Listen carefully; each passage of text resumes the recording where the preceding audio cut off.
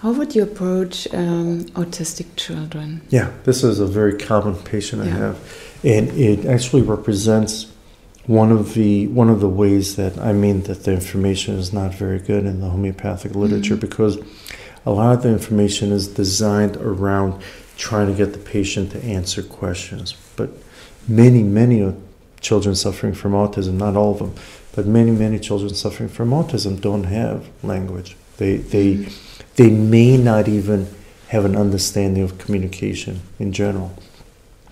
So the first thing I have to understand is, what is the main complaint of the child? I mean, it sounds ridiculous because you're saying, well, the main complaint is autism. That's not really true. The autism is a diagnosis. Yeah. But what is the main complaint of this child that we have in front of us? It could be that this child has so much fear that's driving a lot of behavior. In which case, I then try to find a remedy that will make it so they don't have to be fearful, because they can't concentrate because of all the fear. Another child might have incredible violence. And so why do they have the violence? What is the nature of the violence? How do they express the violence? What happens after the violence? What's opposite to the violence?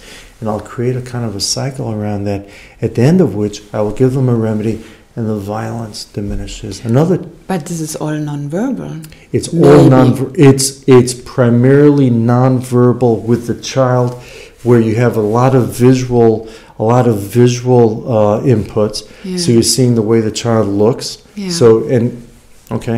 If we look at the visual, you can separate the visual into two pieces.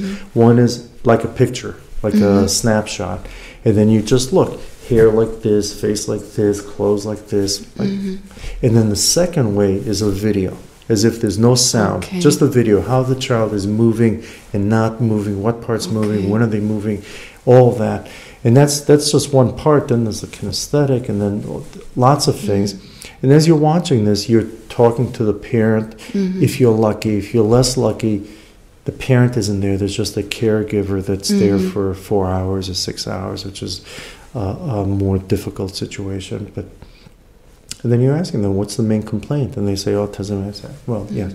But in your child, what's the main one? And they say, he doesn't communicate. He doesn't understand the idea of communication. And then we go through the full history, and finally, it might be that it doesn't communicate.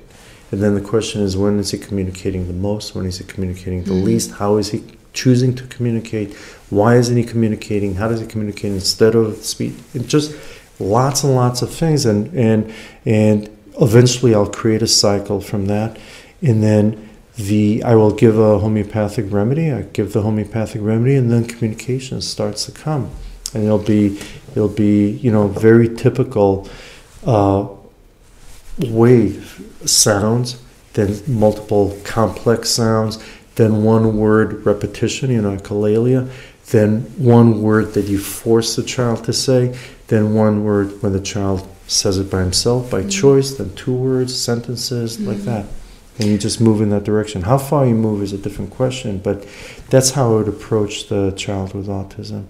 And, I've been working with children with autism since 90. Since the beginning. Yeah. You were probably there when I was talking about it in 91 at the sort of coming epidemic of autism, and it's just been terrible. Just there are more children suffering from autism than there were people with polio.